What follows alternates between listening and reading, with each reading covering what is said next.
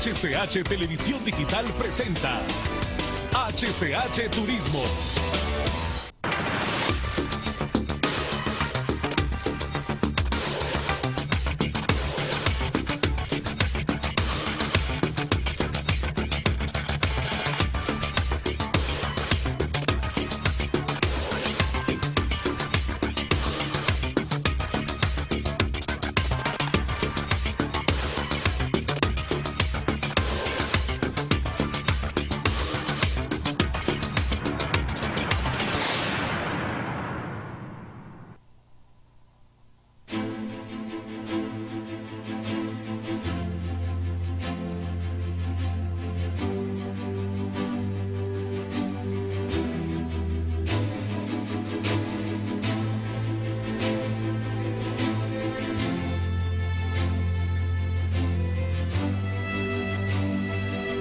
Es una cadena conformada por 5 municipios que se entrelazan en una de las regiones más secas y cálidas del departamento de Francisco Morazán. El sol veraniego y los suelos resecos solo tienen la oposición de las lluvias y de las aguas de los ríos Reitoca y Guasirope, que juntos abrazan con sus corrientes estas tierras cargadas de historia y tradiciones. En una tierra carente de humedad y fuentes de agua, estos ríos son sinónimo de vida y esperanza. Ambos nacen en lo más alto de las montañas del Lepatirique. Desde esta zona lluviosa acarrean las benditas aguas, pero antes de llegar al Golfo de Fonseca en el Pacífico hondureño, deben apiadarse de una de las regiones más resecas del país. Aquí proveen el agua para los múltiples usos, desde las amas de casa que lavan su ropa, el campesino que abreva el ganado o el extractor de arena que hace del río un medio de vida. Conocido como el Corredor Seco de Francisco Morazán, este cinturón de municipios está unido por una carretera de tierra que bordea una serie de cordilleras que crean paisajes de exquisita y única vista. Paralelo a la carretera hay otro vínculo más notable y antiguo, la cultura y tradición de su gente. En contraste con el cálido y aparente suelo estéril, hay miles de hombres y mujeres que en sus corazones abunda la bondad y la disciplina por el trabajo. Como la familia de artesanos que cultiva y transforma el tule, materia prima para elaborar petates. En cada pieza queda impresa el trabajo tesonero, el arte innato que corre por sus venas y sobre todo la pasión por lo hermoso y lo bien hecho. También aquí, bajo el clima más hostil que podamos imaginar, se forja la imagen del rudo pero tenaz campesino que hinca sus toscas herramientas en el suelo reseco, casi inventando sus esperanzas, en que la naturaleza compensará sus esfuerzos con fecunda cosecha. El andar por estos confines llenos de picos agrestes y vertiginosos acantilados y horizontes infinitos nos permite caminar en el mundo fantasmagórico de la leyenda rural, el mito y la historia. Es un sendero imaginario que ha pasado de boca en boca, de generación tras generación. Cada día la leyenda es enriquecida con el agregado único del nuevo relator que la cuenta como propia. Podemos iniciar la leyenda con la iglesia católica que supuestamente construyó el diablo a petición del vecindario,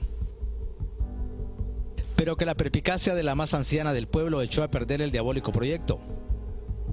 ¿Y qué decir de la piedra del baile, una graciosa roca sostenida casi de la nada, y que muchos aseguran que la subió el diluvio? Muy cerca de allí está una réplica del famoso transatlántico, el Titanic. Y si de contactos diabólicos se trata, aquí sobran. Este gigantesco tapete de roca se asegura que es una labranza que el señor de las tinieblas intentaba hacer, pero que una maldición le petrificó el suelo. Indudablemente en los próximos minutos caminaremos por una tierra fascinante, donde podremos saltar de lo real a la leyenda casi sin saberlo.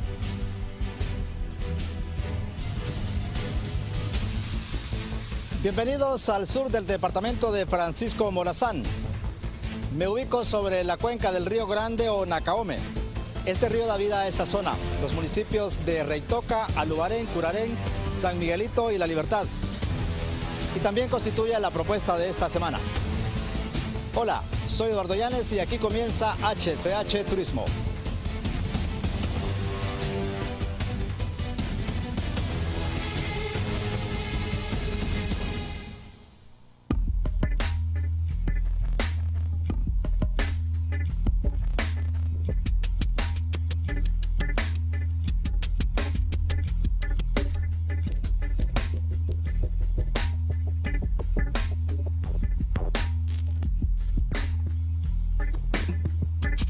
Para conocer este joyel de curiosos pueblos hay que separarnos de la carretera del sur a la altura del municipio de La Venta, hasta llegar al gigantesco Río Grande. El Río Grande o Nacaome es también conocido como Reitoca. Es como un larguísimo oasis para estas tierras. Durante los largos veranos es casi la única fuente de agua para la gente y sus ganados. No en vano decenas de familias se lo buscan sin importar la distancia y cuánto malabar haya que hacer para lavar la ropa. Más allá del agua necesaria para vivir, el río Reitoca es un sitio para el esparcimiento, la pesca y la extracción de arena. Esta última actividad es de las pocas fuentes de trabajo más allá de la agricultura de subsistencia. Pero debemos seguir avanzando en este recorrido por el corredor seco del departamento de Francisco Morazán. Hemos ascendido hasta lo más alto de la cordillera que se desprende de las tierras frías de la montaña del Epaterique. Pero aquí el frío ha quedado atrás y todo es sol y calor. A lo lejos se divisa el primero de los 5 municipios que comprende esta gira. Se trata de Alubarén, un pueblito levantado en lo más profundo de una hondonada. Es un vetusto municipio fundado por los españoles en 1686. Aunque los ibéricos se le agregaron el nombre de San Lorenzo, en el tiempo ha prevalecido su nombre indígena, Alubarén, que quiere decir junto a la casa de los papagayos. A la llegada de los conquistadores, la población indígena estaba concentrada en lo más alto de la colina conocida como Justin, pero los indios fueron obligados a reubicarse en el actual casco urbano.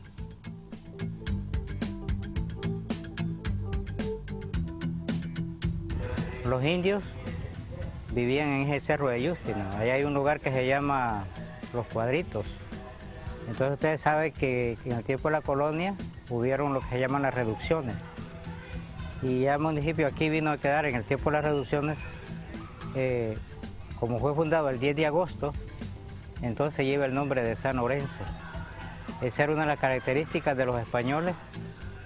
Fundaban un municipio y lo fundaban de acuerdo al santoral, el día que correspondía de la fundación al santo, ese era el nombre del santo que llevaba.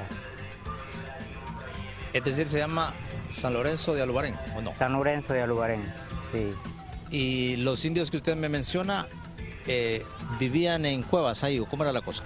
Ahí se llama, le decimos, o así se ha conocido siempre como Los Cuadritos. Están atrásito de lo que es la media luna, es una figura del cerro que se ve como media luna, entonces atrásito está la seña donde ellos vivían. ¿Eso es una cueva? No, es un paisaje así como en pura roca. Es una colina de pura roca ahí. Sí. Bien, ¿y después los trasladaron a vivir ya aquí en el...? Sí, ya cuando vino el tiempo de la colonia, la conquista, entonces obligatoriamente fueron bajados aquí los que pudieron, pues porque también ahí hay un lugar que se conoce como la Cueva de los Muertos. Los indios que no quisieron, no aceptaron ubicarse, entonces se tiraron de la roca y ahí quedaron. Se conoce el sitio como la Cueva de los Muertos.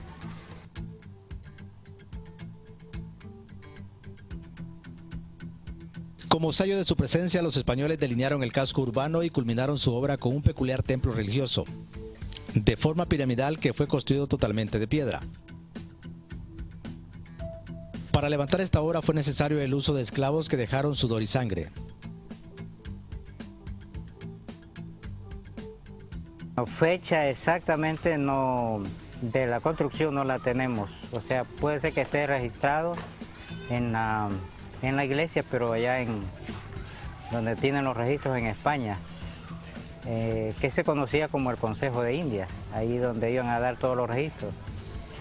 Esta fue construida con cal, arena y clara de huevo y algunas mezclas de plantas, ligas de plantas como el guásimo, hay uno que le dicen cola de caballo y así algunas plantas que utilizaban como la liga para poder hacer la mezcla.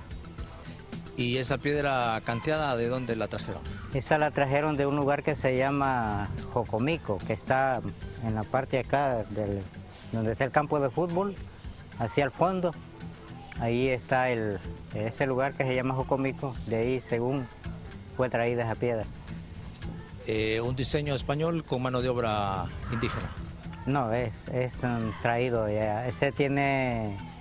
Esta iglesia es construida, el estilo es piramidal, o sea que es más ancho de abajo y termina más angosto de arriba. Pero se trabajó con esclavos. Bueno, los indios que están aquí eran los esclavos, pues ellos... La historia dice que por ejemplo, los varones, ellos que escamaron varias veces en la espalda trayendo la piedra, y las mujeres botaron el cabello porque ella le encargaba de jalar el agua del río. Sí, así contaban los bisabuelos. Nos contaban la historia, cómo había acontecido aquí la construcción de esa iglesia. También fue construida, no fue construida de un solo, fue a través de periodos. Por ejemplo, podemos contar de la superficie, unas 4 o 5 hiladas, eso era lo que se aumentaba en cada traída, porque como los huevos se agotaban y esos eran traídos desde España. Venían a Trujillo en barco y de ahí a lomo de burro, de machos, venían a dar aquí los huevos. O sea que llevó ¿cuántos años de terminarse el templo? Por lo menos creo que entre unos 5 o 6 años.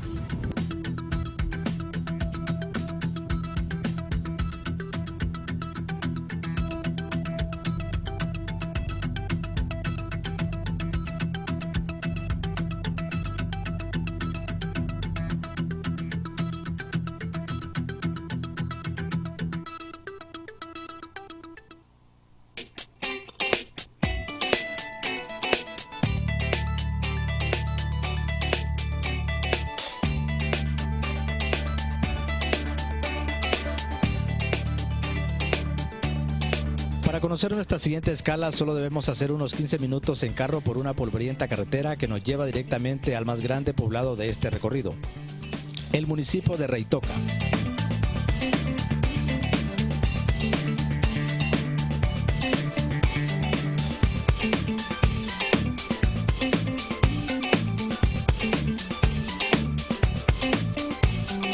Se ubica en una amplia vega en la margen izquierda del río del mismo nombre. Este pueblo fue fundado por inmigrantes indígenas salvadoreños conocidos como chaparrastiques.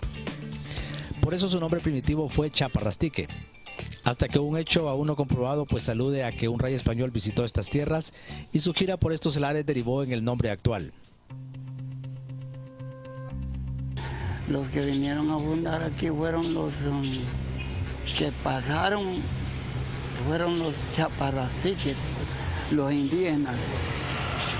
Por eso es que los indígenas no se cruzan para el sur, sino que solo está Curarén y parte del sur, como que Guacorán, del Salvador, de ahí pasaron para acá. Aquí le pusieron los chaparrastiques, así era el origen de los chaparrastiques. ¿Llegaron del Salvador hasta acá? Sí. Bien. Y abundado el pueblo era pequeño, pocas casas. Entonces fue cuando según dicen esa historia que no tenía nombre porque aquí se llamaba San Francisco de Reitoca. Así es el nombre original primero, San Francisco de Reitoca. Ahí Reitoca. Entonces, cuando ya pasó eso, le pusieron Reitoca. ¿Por qué le pusieron Reitoca? Por eso, que cuando un día iban de pasada, y él tocó la puerta así, como a pedir agua, algo así. Y le contesta a la señora, ¿quién toca? Le dijo. El rey toca, le dije, y era cierto que era el rey de España. No sé por qué hacían esas giras así. Y entonces así se quedó con ese nombre, hace como 400 años, así. Y desde entonces comenzó a llamarse Reytoca el pueblo. Así es, así es.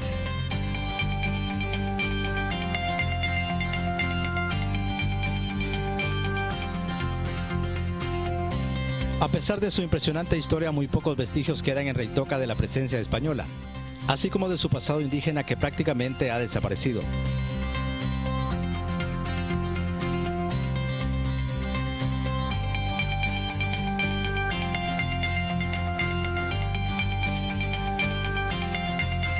Los indios chaparastiques también colonizaron el municipio de Curarén. Es nuestro tercer destino y hacia allá vamos.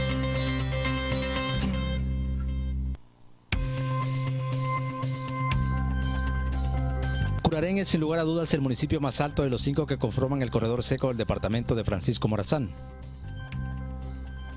Puede decirse que se ubica en la franja de transición de los bosques húmedos de la montaña del Epaterique y la región seca del sur, que va bajando poco a poco hasta convertirse en la planicie costera del Golfo.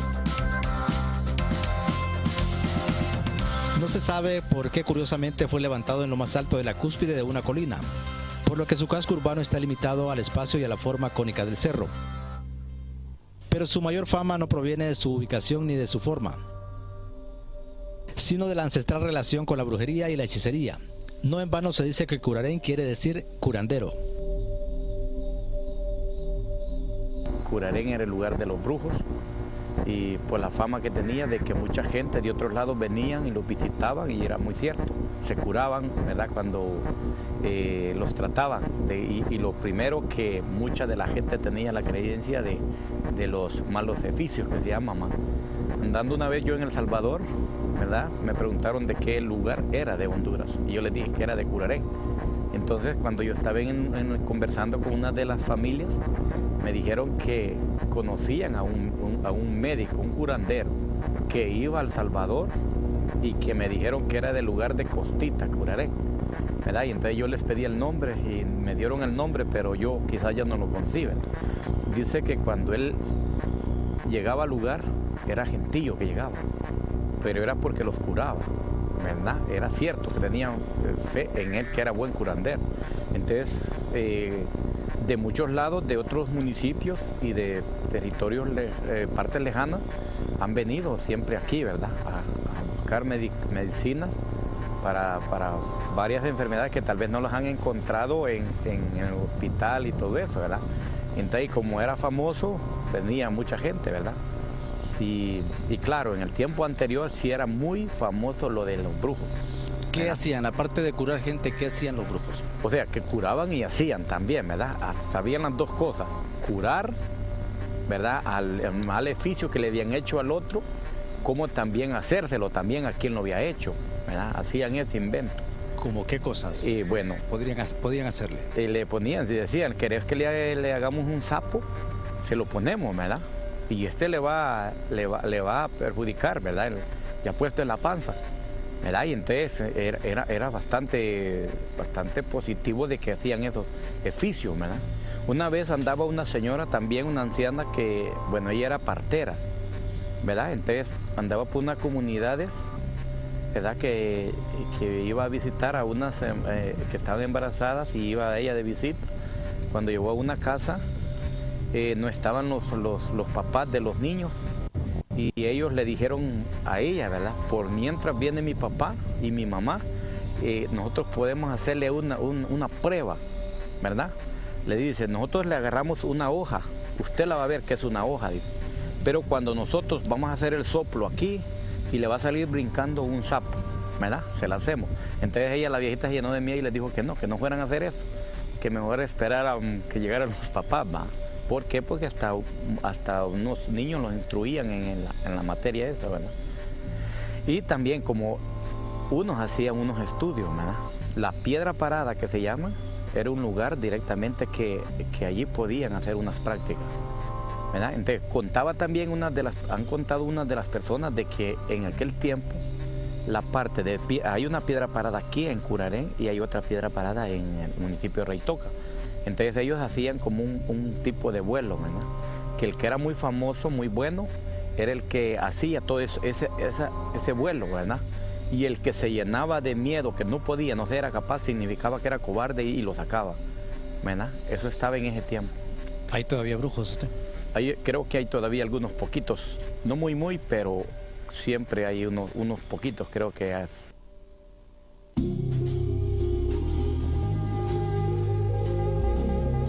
Siendo tierra de curanderos y brujos, no es extraño que las leyendas fluyan por doquier. Una de las más famosas y difundidas es la que relata la construcción del templo católico. Se asegura que un alcalde urgido por sobresalir con su pueblo pactó con el mismísimo Satán la construcción en una sola noche de un templo de piedra. Para hacerlo, el diablo exigió la muerte de todos los gallos del pueblo. Como paga, el rey de las tinieblas podía disponer de las almas de Curarén. Pero gracias a una anciana que desobedeció la orden municipal se salvó el pueblo, pero la obra quedó a medias. Según la historia dicen que el alcalde del pueblo contrató con el demonio que les dio el trabajo, que él iba a entregar la gente que vivía en el pueblo. Y dieron el contrato, contrataron con el demonio. Y comenzó el trabajo, que lo iba a dar terminado a las 12 de la noche. En una hora lo iba a construir. Comenzó, se oía el gran ruido ahí que estaban trabajando. Un poco de gente, hombres. Y sucedió que una viejita había dejado el gallo escondido en una olla, debajo de una olla. Cuando vio la gran molotera que estaba trabajando la gente, ya serían las 1 a las 2 de la noche, sacó el gallo. Y el gallo cantó. Entonces los que estaban trabajando vieron y quedó la iglesia medio construida. Vayan a verla que así está. Solo la mitad se construyó. ¿De qué está construida el templo? De piedra. ¿Cómo Tierra, son las piedras? Piedra y tierra. ¿Cómo son las piedras? Las piedras son grandísimas, tienen como más de 1 metro de alto, 1,5 metros, por ahí. A 2 metros, por ahí. ¿No me la van a ir a ver ustedes? No las pudo haber levantado un hombre esas piedras. No, me imagino de la calidad de nosotros, no. ¿Solo quién podía hacer eso? Una persona de esas que lo tiene el demonio. ¿Y es cierto que intentó el demonio cuando escuchó el canto del gallo, intentó derribarla? Aseguran que sí, porque cuando el gallo cantó él le quiso meter los pies y ahí quedó el pie grabado en la piedra. Pero no la botó. Ahí está la base. ¿Y tomó alguna represalia después contra la señora? En eso no se sabe, sí. Más o menos de cuántos años. Lo que sucedió es que el templo no lo terminó, quedó por la mitad. ¿Cuántos años más o menos tiene el templo? Para ser sincero, pero más de 200 años.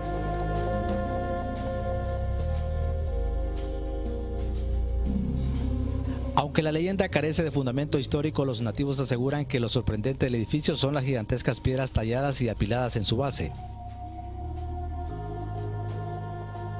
A juzgar por la tecnología de hace más de 2 o 3 siglos, era materialmente imposible manipularlas para simples hombres. Los fieles católicos en la actualidad buscan a toda costa desligar el templo con una posible construcción del diablo. Quizás por eso han revestido las piedras de la base con una decoración de concreto que las hace ver más pequeñas, y que sobre todo se asegura cubrió la huella de la patada que el diablo le dio al edificio, en un intento por derribarlo.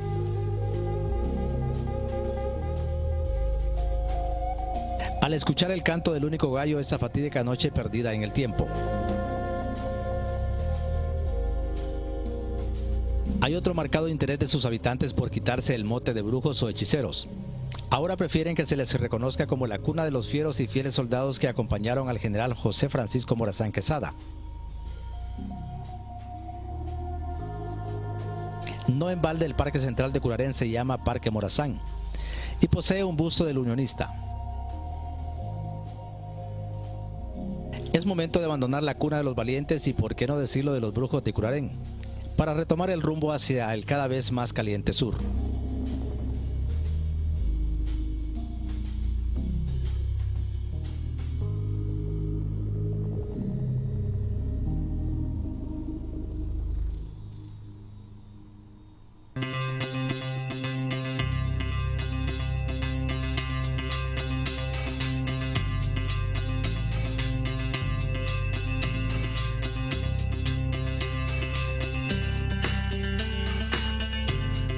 Nuestro destino siguiente lo conforman los municipios de San Miguelito y La Libertad. Se ubican en la parte más baja del departamento de Francisco Morazán y su aspecto climático y topográfico se asemeja más a su vecino departamento de Valle. Pero antes de llegar hasta allí debemos cumplir una última escala en el municipio de Alubarén, la aldea de Latillo. Aquí las familias se dedican ancestralmente a la elaboración de petates.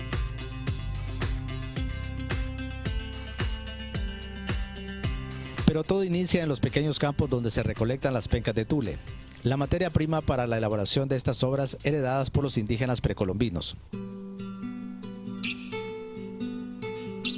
Aquí estamos arrancando este tule.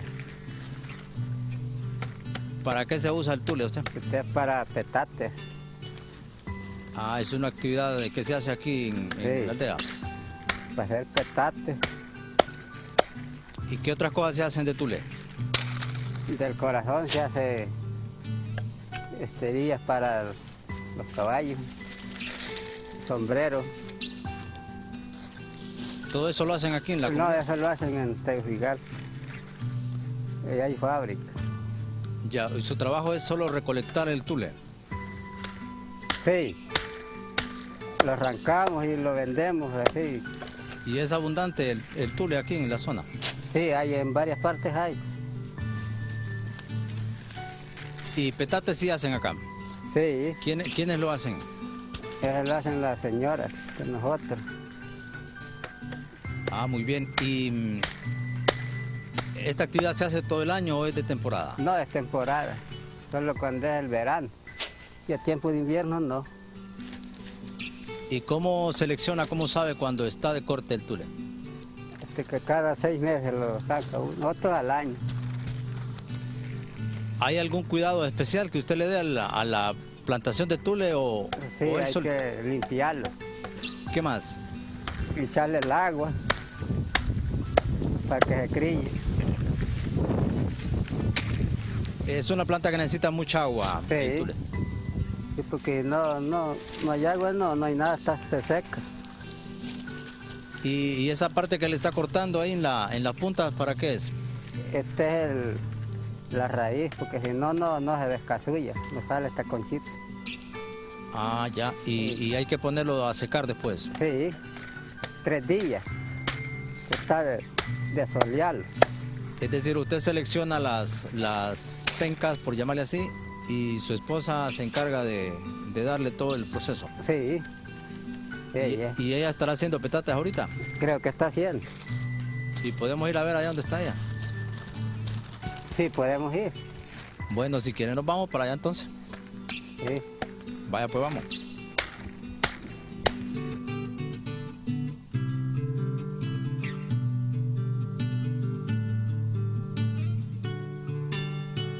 El tule debe ser cortado en su punto y luego puesto a secar.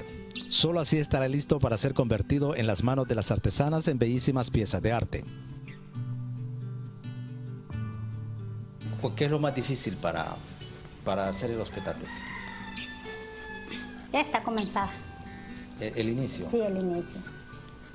Ya, ahí ¿cuántas pencas de esas va a colocar bajo el pie? Así, a según lo que agarre la planta del pie. Así, hasta aquí. Y hasta después va a empezar a entretejer el... Sí. ¿Y las pencas de tule cuántos días han estado secando, preparándose? Este se está 5 días según el sol, porque en el tiempo del... Ahorita como está, pues tarda lo más 4 días de secarse. Ya está listo para usarse. Sí, para usarse. ¿Y el mercado tiene buen mercado? ¿Busca mucho la gente comprar petates? No, ahorita no. Ahorita el mercado está... ¿Ya no usa petate la gente o qué No, pasa? ya no. ¿Qué será usted? ¿Es mejor el colchón? Bueno, es que como aquí siempre el que los compra los traslada para otros lugares y aquí los vende uno así salteados, no es por junto. Sí. ¿Pasaron de moda los petates, dice Sí, usted? pasaron, digo yo, porque... No, pasar no han pasado, porque siempre el negocio siempre sigue, ¿verdad? Pero que ya no es como antes, que todo el mundo dormía en petatillos Y ahora no, somos raros los que dormimos en petate. ¿Usted duerme en petate todavía? Sí, todavía. ¿Y la luna de miel también fue en petate? Sí, y todo desde que... Bueno, yo desde que nací yo he dormido en petate, nunca hemos tenido las posibilidades de... Porque, bueno... ¿Y le gustaría un colchón o se siente muy cómoda con el petate? No, no, si las posibilidades de uno es porque no tiene recursos para poderlo comprar, porque este trabajo no le da para poder comprar así colchones porque no son baratos. Sí. Bueno, y entonces queremos ver ahí cómo es que va a iniciar el tejido ahí. Mire.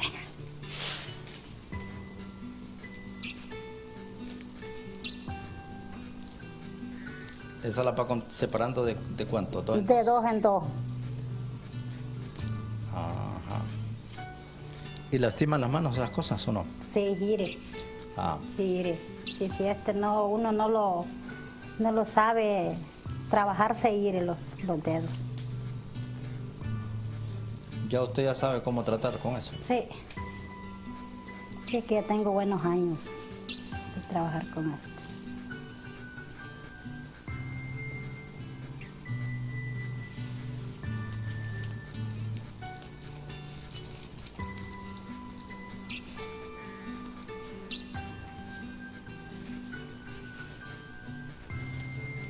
Y para saber cuándo, en qué momento está terminado, ¿cómo hace las medidas de largo y el ancho? Todo esto tengo que ponerlo para acá.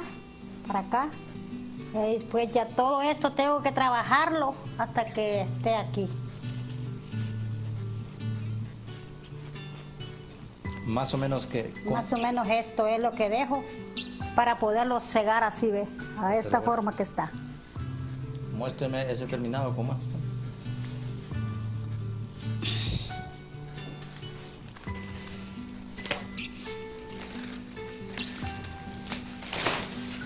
Ah, hombre. Mire, esto hay un encajador, le nombramos, aquí está.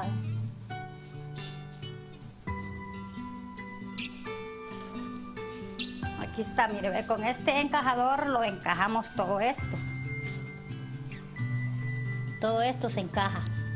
Esa es la unión de... Sí, esta es la unión de este aquí. Ya de allí se trabaja para acá y se trabaja para allá. Pero primero se hace este es el empiece. Así como está ese que estoy empezando. Ya de allí, esta esquina que está aquí, esta que está aquí, esta es el amarre de este. Ah, muy interesante. Sí. Así es.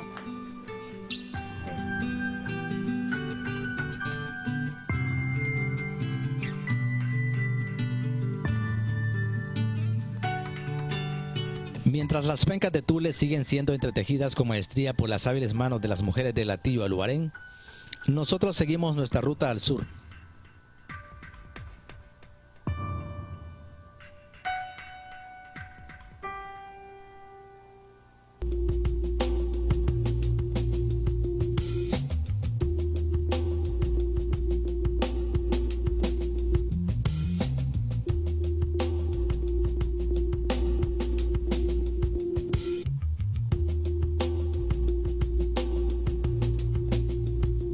Hemos descendido muchos metros y ahora avanzamos por tierras bajas y llanas.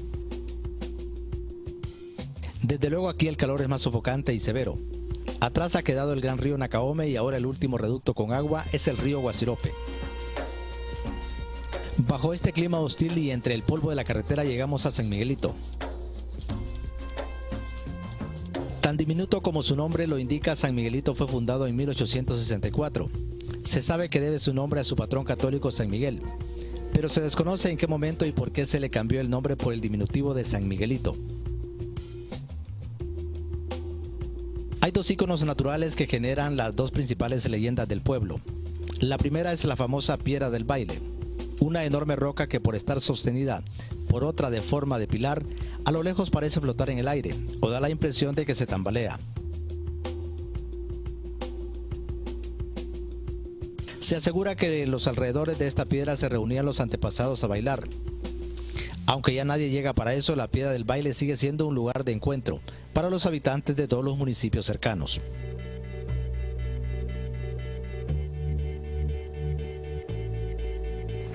Sigue siendo un lugar de reunión, que aquí nos visitan de La Libertad, nos visitan de Coray, nos visitan de Aluarén, de Reitoca y de Curarén.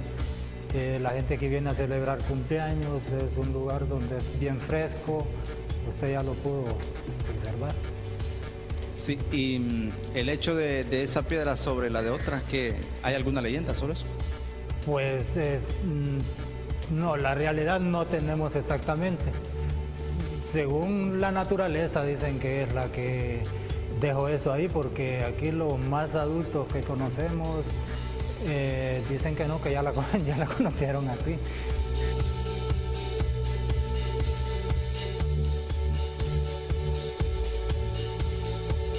Pero la Piedra del Baile no está sola. En sus alrededores hay otros peñascos de formas singulares.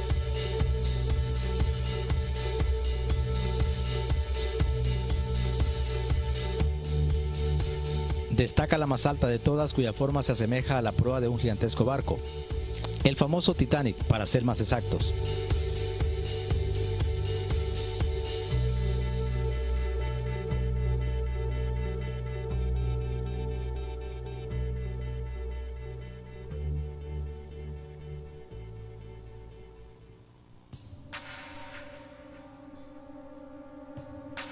Pero en el otro extremo del pueblo hay una roca mucho más grande, pues cubre varias hectáreas y se asegura que aquí el diablo fue maldito, mientras araba un predio para hacer la milpa.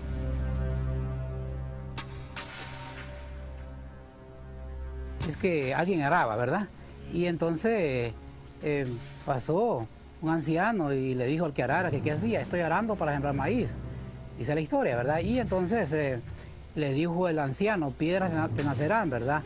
Y es lo que se ve ahí, ¿verdad? Piedras en toda el área que está arada, ¿verdad? Y entonces todas las generaciones pues nos informamos a través de la misma historia y ahí vamos a ver el lugar de los hechos, como, ¿verdad? Se puede observar lo que fue arado, la huella del buey, la huella del supuestamente hombre que llevaba, ¿verdad? El arado, y así están las cosas, ahí está la historia, pues... Ahora, ¿por qué lo maldijo el anciano? Bueno, es la historia que por ahí, ¿verdad? Todos pensamos eso, que sería, es cuando dice la gente que Dios le dijo a Satanás que el maíz no iba a ser de él, que le iban a nacer piedras, por lo tanto no, ¿verdad? Pues es la historia que la gente empieza a creer eso, o creer, es verdad que ahí fue donde perdió Satanás ante Dios, ¿verdad? Y que piedras le nacieron, es lo que dice la historia. O sea que el que estaba arando era el diablo. Es lo que se supone, ¿verdad? Y porque se mira todo eso, y sí, para las personas del campo que conocen lo que es arar, ¿verdad? En la tierra, igual, se ve que refleja bastante lo que se hace en la tierra con bueyes, ¿verdad? Porque ahí está también la huella que ya con tantos años ya está borrada, ¿verdad? Ya solo se ve así, ya no se distingue muy bien a fondo, ¿verdad? La huella de la persona y el buey, pero sí están los huecos.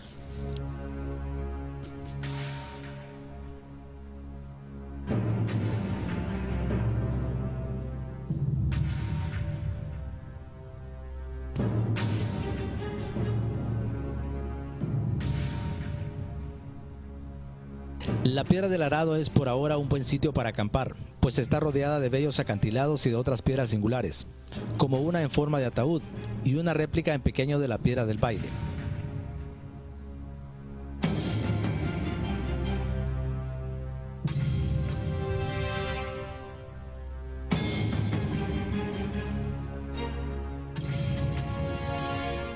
Dejamos aquí la Piedra del Arado, pero muy cerca de aquí está nuestro último destino, el municipio de La Libertad, Francisco Morazán.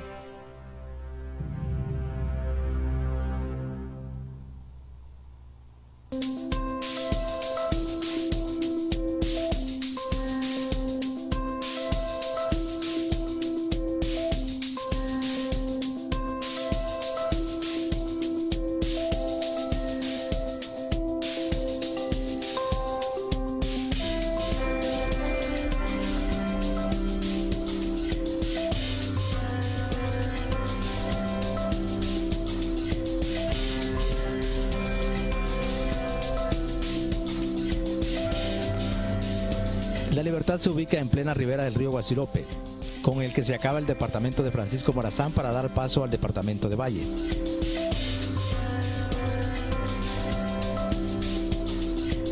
Su fecha de fundación anda perdida en el calendario, ni siquiera el origen de su nombre tiene asidero histórico, más que el folclore natural de estas tierras.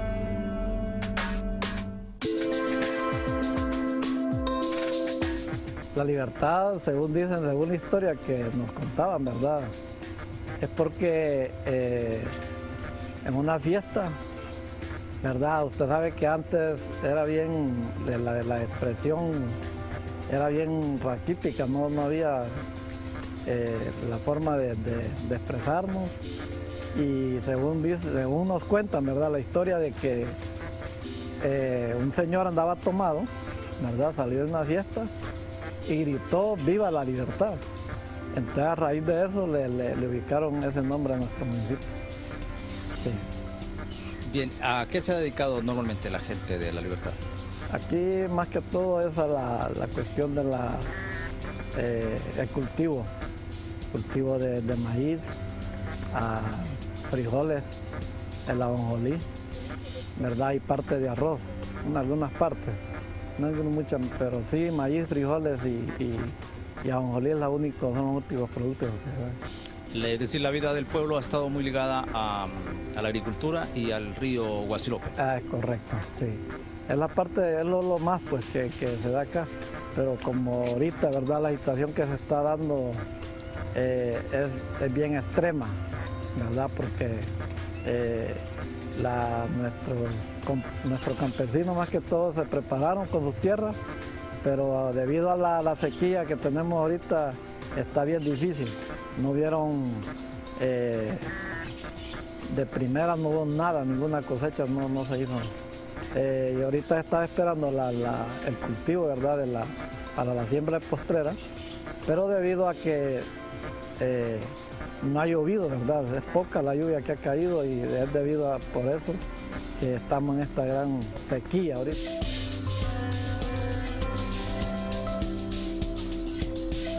El río Guasilope deberá recorrer decenas de kilómetros más antes de fundirse con el Océano Pacífico.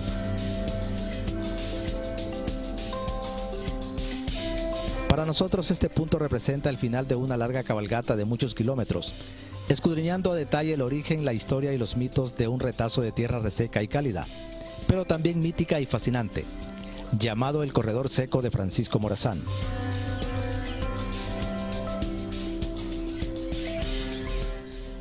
El recorrido por este retazo sureño del departamento de Francisco Morazán ha sido tan largo como las leyendas e historias que acompañan a este cinturón de municipios. Se nos acaba el tiempo por esta semana. Soy Eduardo Llanes y aquí termina HCH Turismo.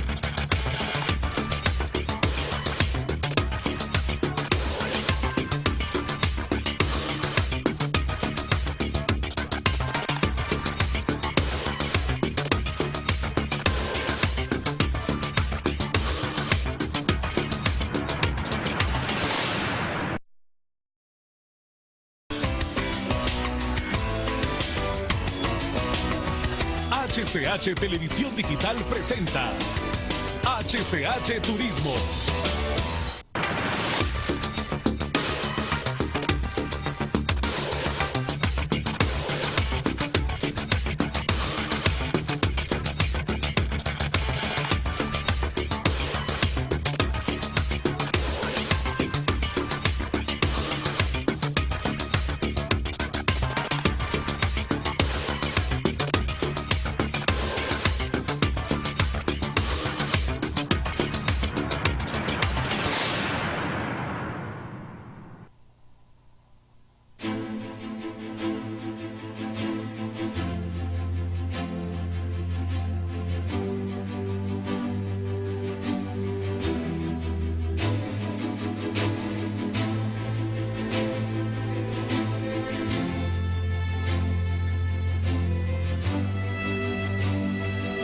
Es una cadena conformada por 5 municipios que se entrelazan en una de las regiones más secas y cálidas del departamento de Francisco Morazán. El sol veraniego y los suelos resecos solo tienen la oposición de las lluvias y de las aguas de los ríos Reitoca y Guasirope, que juntos abrazan con sus corrientes estas tierras cargadas de historia y tradiciones. En una tierra carente de humedad y fuentes de agua, estos ríos son sinónimo de vida y esperanza. Ambos nacen en lo más alto de las montañas del Lepatirique. Desde esta zona lluviosa acarrean las benditas aguas, pero antes de llegar al Golfo de Fonseca en el Pacífico hondureño, deben apiadarse de una de las regiones más resecas del país. Aquí provee. Fundaban un municipio y lo fundaban de acuerdo al santoral. El día que correspondía de la fundación al santo, ese era el nombre del santo que llevaba. Es decir, se llama San Lorenzo de Alubarén, ¿o no? San Lorenzo de Alubarén, sí. Y los indios que usted me menciona, ¿vivían en cuevas ahí o cómo era la cosa? Ahí se llama, le decimos, o así se ha conocido siempre como los cuadritos. Están atrásito de lo que es la media luna, es una figura del cerro que se ve como media luna, entonces atrásito está la seña donde ellos vivían. ¿Eso es una cueva? No, es un paisaje así como en pura roca. Es una colina de pura roca ahí. Sí.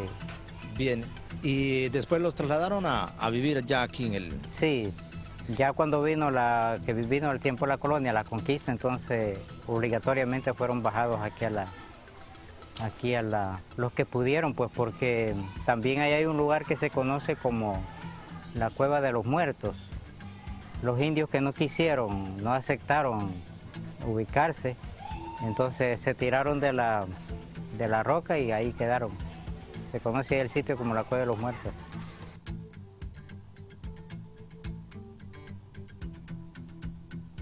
Como sello de su presencia, los españoles delinearon el casco urbano y culminaron su obra con un peculiar templo religioso, de forma piramidal que fue construido totalmente de piedra. Para levantar esta obra fue necesario el uso de esclavos que dejaron sudor y sangre,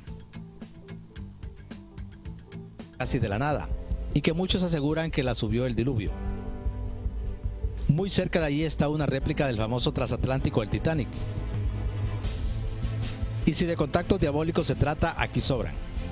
Este gigantesco tapete de roca se asegura que es una labranza que el Señor de las Tinieblas intentaba hacer, pero que una maldición le petrificó el suelo. Indudablemente en los próximos minutos caminaremos por una tierra fascinante, donde podremos saltar de lo real a la leyenda casi sin saberlo.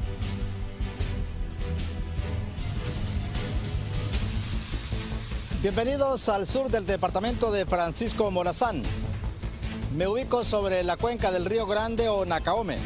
Este río da vida a esta zona, los municipios de Reitoca, Alubarén, Curarén, San Miguelito y La Libertad. Y también constituye la propuesta de esta semana. Hola, soy Eduardo Llanes y aquí comienza HCH Turismo.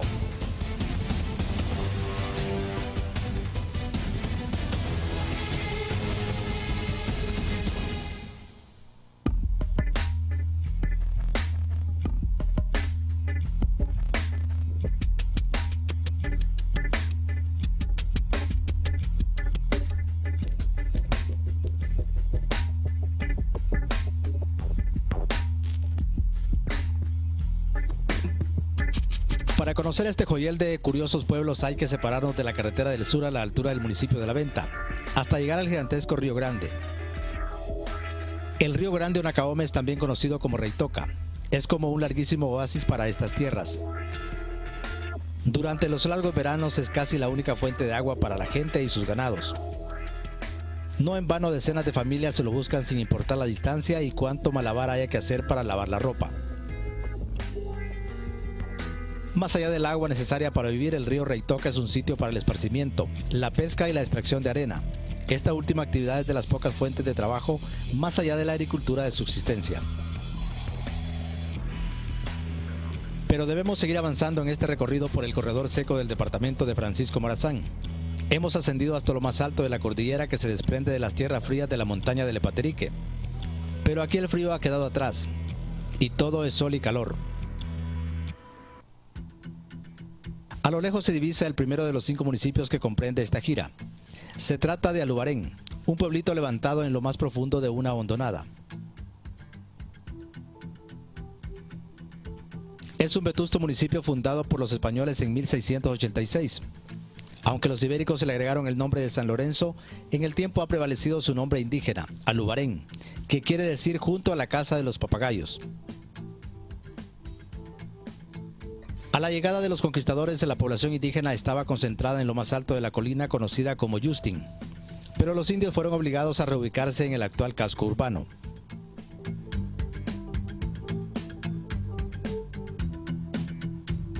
Los indios vivían en ese cerro de Justin, ¿no? Ahí hay un lugar que se llama Los Cuadritos.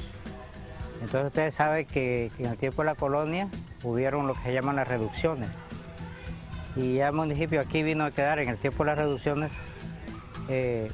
como fue fundado el 10 de agosto, entonces lleva el nombre de San Lorenzo. Esa era una de las características de los españoles. En el agua para los múltiples usos, desde las amas de casa que lavan su ropa, el campesino que abreva el ganado o el extractor de arena que hace del río un medio de vida. Conocido como el corredor seco de Francisco Morazán, este cinturón de municipios está unido por una carretera de tierra que bordea una serie de cordilleras que crean paisajes de exquisita y única vista. Paralelo a la carretera hay otro vínculo más notable y antiguo, la cultura y tradición de su gente. En contraste con el cálido y aparente suelo estéril, hay miles de hombres y mujeres que en sus corazones abunda la bondad y la disciplina por el trabajo. Como la familia de artesanos que cultiva y transforma el tule, materia prima para elaborar petates. En cada pieza queda impresa el trabajo tesonero, el arte innato que corre por sus venas y sobre todo la pasión por lo hermoso y lo bien hecho. También aquí, bajo el clima más hostil que podamos imaginar, se forja la imagen del rudo pero tenaz campesino que hinca sus toscas herramientas en el suelo reseco, casi inventando sus esperanzas, en que la naturaleza compensará sus esfuerzos con fecunda cosecha. El andar por estos confines llenos de picos agrestes y vertiginosos acantilados y horizontes infinitos nos permite caminar en el mundo fantasmagórico de la leyenda rural, el mito y la historia. Es un sendero imaginario que ha pasado de boca en boca, de generación tras generación. Cada día la leyenda es enriquecida con el agregado único del nuevo relator que la cuenta como propia. Podemos iniciar la leyenda con la iglesia católica que supuestamente construyó el diablo a petición del vecindario, pero que la perspicacia de la más anciana del pueblo echó a perder el diabólico proyecto. ¿Y qué decir de la piedra del baile, una graciosa roca sostenida